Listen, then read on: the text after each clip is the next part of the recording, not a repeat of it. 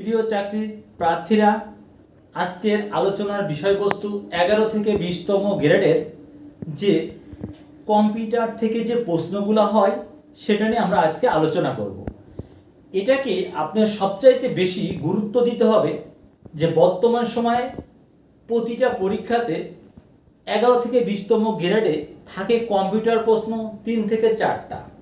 সেটা আমাদের ইনক্লুডেড থাকে স্পেসিফিক জেনারেল নলেজ যে আমাদের থাকে 20টা, তার মধ্যে 16টা সাধারণ জ্ঞান দিলে তার মধ্যে 4টা সাধারণ জ্ঞান আকারেই থাকে কম্পিউটারের প্রশ্ন, এবং সেটাকে লিপিবদ্ধ খাতায় আপনাকে লিখতে হবে কম্পিউটারের প্রশ্নগুলো।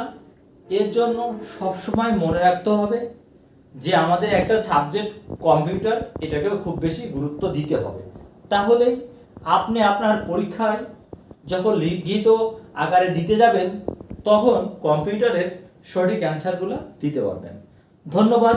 আজকের কম্পিউটার বিষয় নিয়ে আলোচনা এ পর্যন্তই। আগামী ভিডিও দেখার জন্য বিশেষভাবে অনুরোধ করছি। ধন্যবাদ সবাইকে।